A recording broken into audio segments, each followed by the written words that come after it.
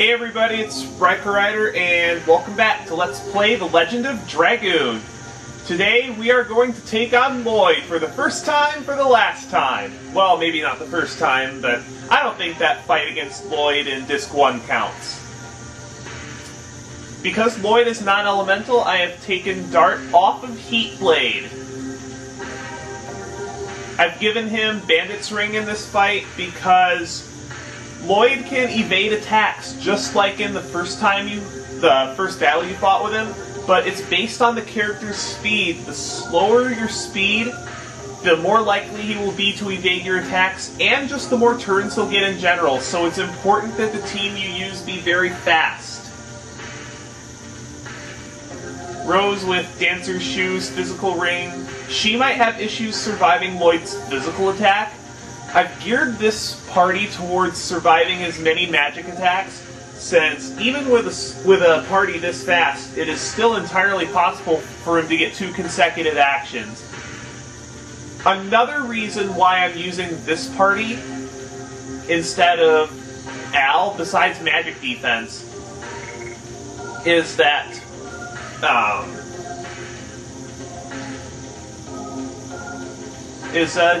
Lloyd has the Dragon Buster, if you remember from Disc 1. And this is another one of those fights in Disc 3 where the game punishes you for turning into a Dragoon. Because Lloyd has the Dragon Buster, he has an attack that will cause instant death to anyone who turns into a Dragoon. And he will use this pretty much as a counterattack on any character who transforms into a Dragoon. But it's not like other counter bosses. It's just, when that character attacks, Lloyd immediately gets his next turn and uses that attack and kills your party member. Now there is a way to abuse this, and I'm going to be showing that off in a bonus video that normally I would wait until the end of the Let's Play to put up bonus videos, but I feel this one's pertinent enough to show it early. Because normally, if you fight this guy straight, he's really, really hard. Hashel has Spirit Cloak because his magic defense isn't the greatest, and I've given him Maru's Dragon Helmet to compensate for that, so that he has more HP. Lloyd has dangerous attacks across the physical magical board. So Rose might have trouble surviving physical attack, Hashel might have trouble surviving magic. This guy can attack you from multiple angles. Now, I don't have a ton of healing items for this. I've only got 6 healing breezes, which I don't know if that's going to be enough to last me. We'll see. I might have to dig into a healing rain. Oh, I've already gone over equipment. Additions, I finished Dart's Madness Hero Edition, and this is essential to the other strategy. So since he has all his additions, I have moved him back to Crush Dance, which is his strongest, and gives him the most SP. And I believe it's one of the easier ones to dodge counters with. Rose is still on Hard Blade, Hashel's still on Flurry of Sticks because they're best. I really wish I would have finished off that level on Rose's Hard Blade, but I'll just go with this for now. I don't want to cheat my policy too much. Well, let's do this.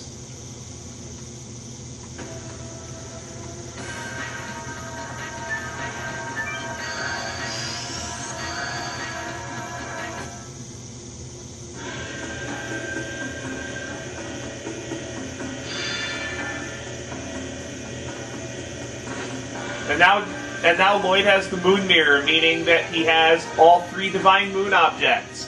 What is he going to do with them? He's not going to do anything to us with them because we're going to stop you right now.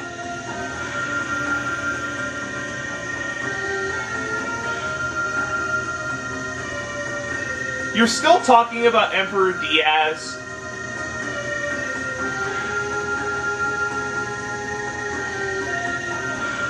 Lloyd, what are you talking about?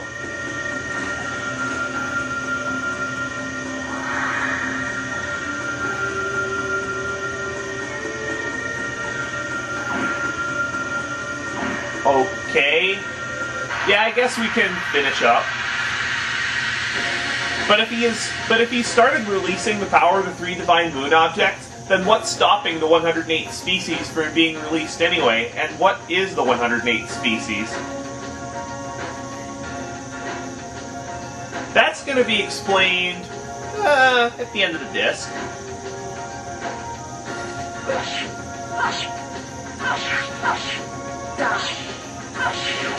Lloyd has a grand total of 6,800 HP.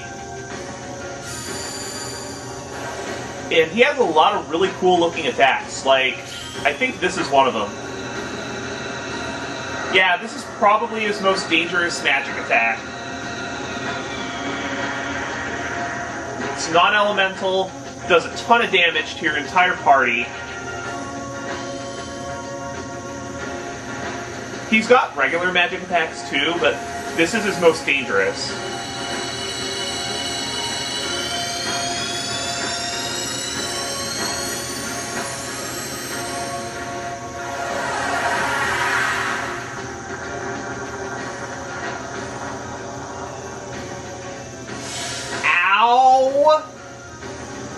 Yeah, this is the reason why I didn't want to use, I didn't want to use Al in this fight, because it's just, the reasons why you would want to use him in this fight would be for his Dragoon form, and, yeah, you're not allowed to do that. Well, you can still use Dragoon form in this fight if you want to. You'll just have to only use 1 SP level at a time, and then you have to start watching how much SP you have, and it just becomes more of a headache than you need it to be. Over here. As you can see, even with parties this fast, he sometimes dodges your attacks still, but Kongal. But if you say Kongal or Hashel unaided in terms of speed in this fight, they'll almost never. Ow.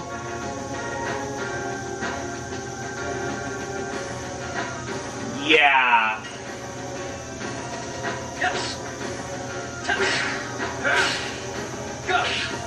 Yeah, his attacks tend to hurt. So I think I'm just gonna have Rose block this turn. Try to extend the life of my healing items, because I'm only doing, on average, 300, well, 600 to 700 a turn.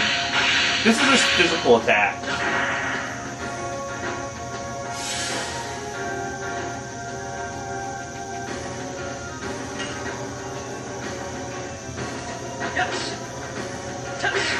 One other really interesting thing about Lloyd is he has exactly 100 physical attack, and you'll see why that's interesting later in the game.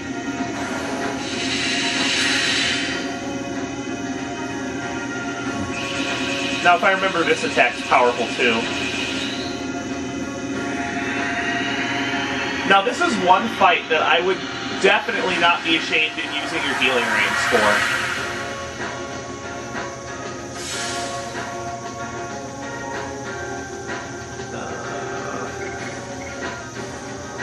Rose survive? I don't think she can survive another hit from, like, one of his stupid magic attacks.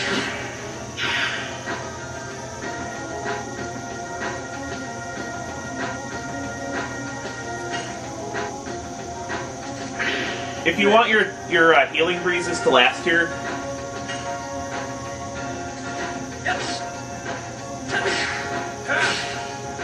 then you'll definitely have to. If you want your healing breezes to last, you'll definitely have to guard strategically. But you can always just go to the bottom of the tower, go back a couple screens to the peddlers, and buy more healing breezes. This might hurt Dark quite a bit. I'm probably going to have to use a healing breeze next turn. Huh. That didn't do nearly as much damage as I thought, but it's still going to necessitate a healing breeze.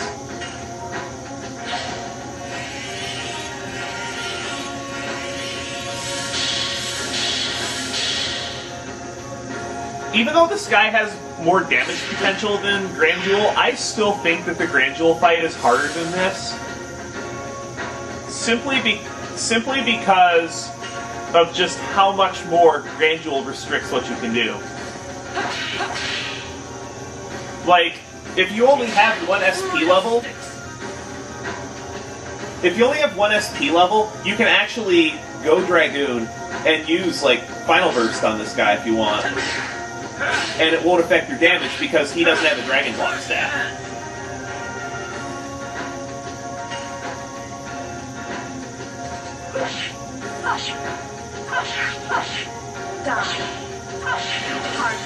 So with all three characters attacking, I can do about 900 a turn, which definitely isn't terrible.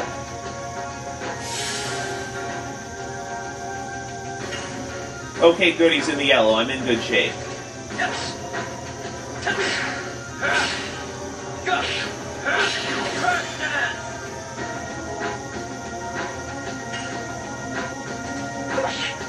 Oh, that was terrible.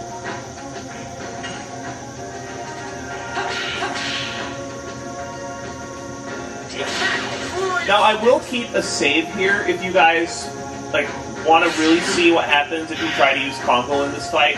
He'll just dodge your attacks over and over, and he'll get a bazillion turns. It's very hard to beat this guy with a slow party. I really don't understand the people who love using Al and Konkel for the whole game.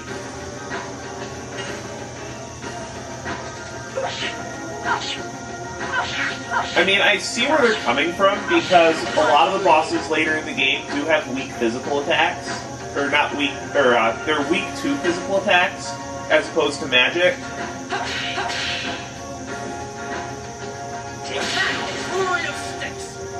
And another reason why I think that this fight's easier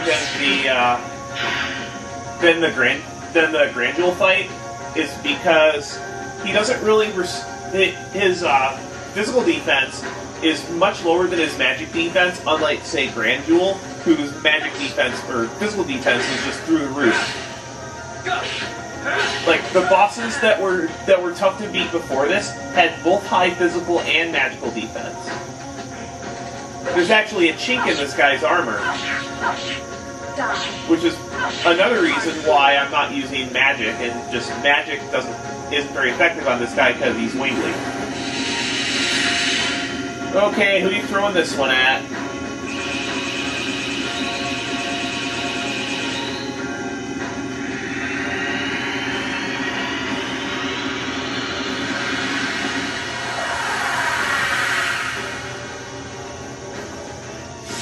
Ooh.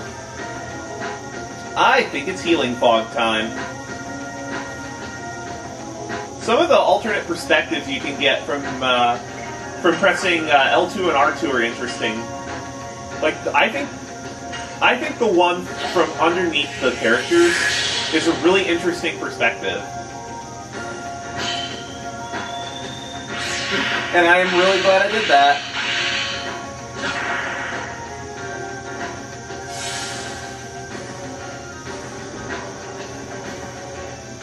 Can Hatchel take another hit? I'm pretty sure he can.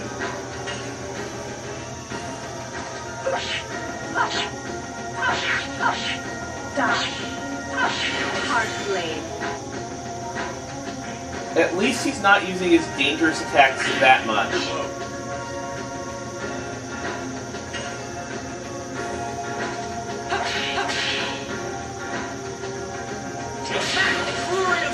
And to people who say that his evasion is just random occurrence and not based off your speed, I can debunk that myth with previous playthroughs. That was terrible.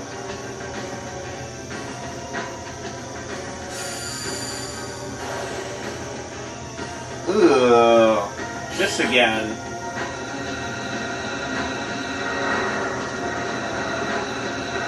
Another issue I have with running slower parties against this guy, even if they do have higher magic defense, although the slower characters tend to have lower magic defense anyway, is you can be pretty much boned if he uses this attack twice in a row.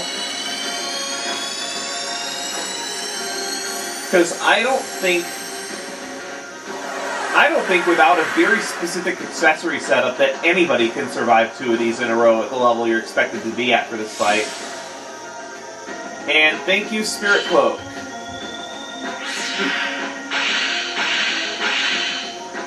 Thank you, Spirit Cloak, for saving Hatchel's life, otherwise he would be dead.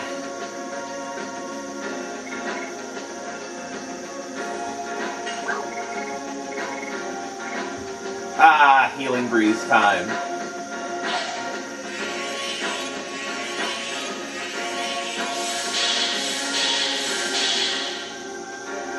So clearly it was correct to give Hatchel that dragon helmet.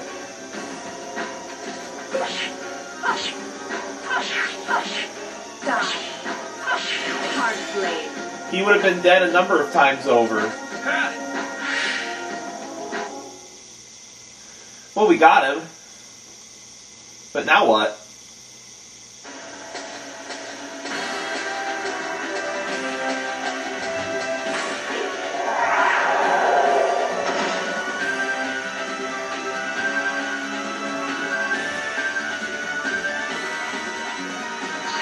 Huh? Lloyd, what are you doing?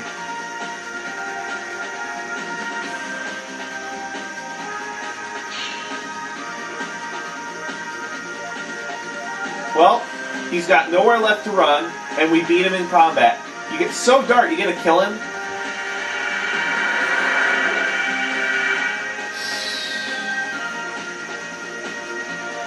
Oh, great, Wink's here.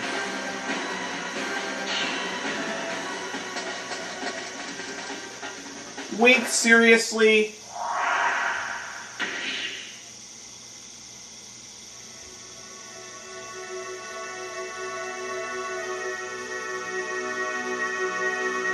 Yeah.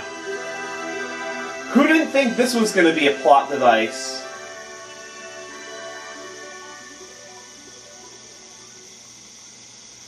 So there's our 12,000 XP. Dart's going to reach level 29 after this is all said and done. And he's finally going to get his 6th edition. Took him long enough. And unfortunately, guys, I'm really crappy at this edition. So I'm going to probably show it in a couple random battles. And then after that, just have the Ultimate War God equipped. Like the one I won over at... oh, Hatchel got Hexhammer, too. That's his final level up edition. And I'm not very good at that edition either. So I'm going to be making plenty of use of that Ultimate War God, especially running around in Disc 4. Did everybody gain a level there? Well, I guess it is 4,000 experience per character.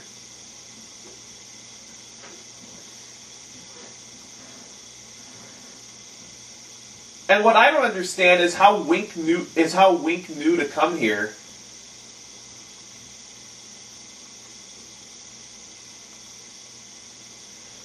Yeah, this is Dart's fight, because Dart lost his best friend, so those two just may as well settle it by themselves. We don't need the rest of the party up there. But yeah. Why? I mean, sure he saved your life twice, Wink, but did you really have to return the favor like that? And is she even gonna make it? Because she took that jump attack pretty squarely.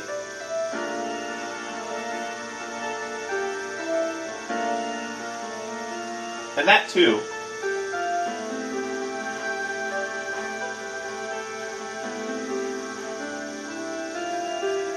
You know, that's a very good point, Dart. What does...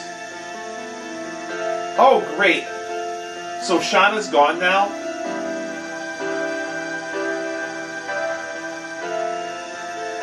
Okay.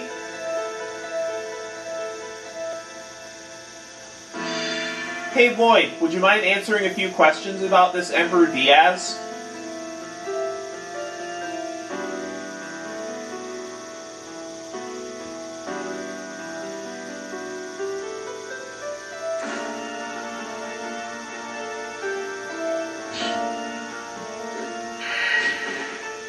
I really love how Dart handles Lloyd's request by just dropping his sword on the ground and punching Lloyd square in the face.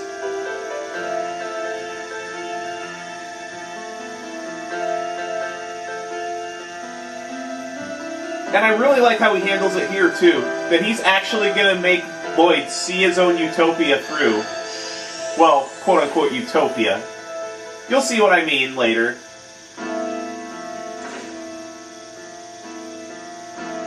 Hey, Dart, you kind of forgot your sword. You maybe have wanted... And what I don't understand is why he has his sword on him now. Because he clearly left it in the chamber. Maybe that's a bit of a programming oversight. So now Shauna's gone too.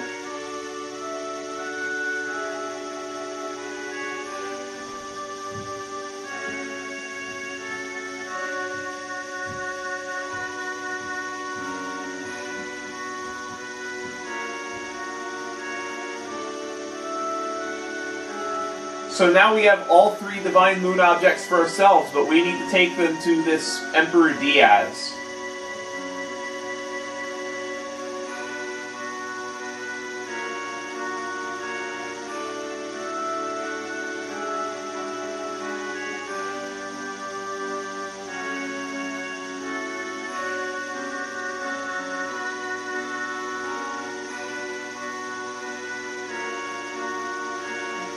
Screw Destiny!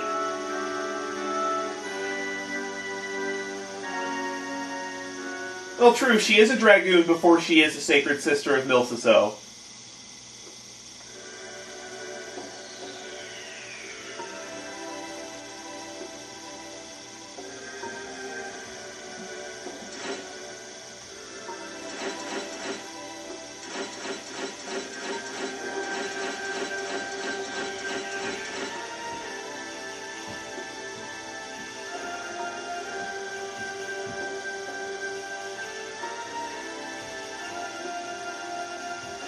Of course you're not going to give us a straight answer. Well, now we have the 3 Divine Moon objects officially, and Lloyd has joined our party, but we can't use him. Well, I'm going to go ahead and cut the episode here. I know this is a tad short, but there's going to be a lot going on plot-wise after we leave Flanvel Tower and head west. And I want to show off the other method for beating Lloyd. So if you thought that boss fight was excessively difficult, I'm going to show you in a bonus episode a much easier method for defeating him. Next time on Let's Play The Legend of Dragoon. See you later.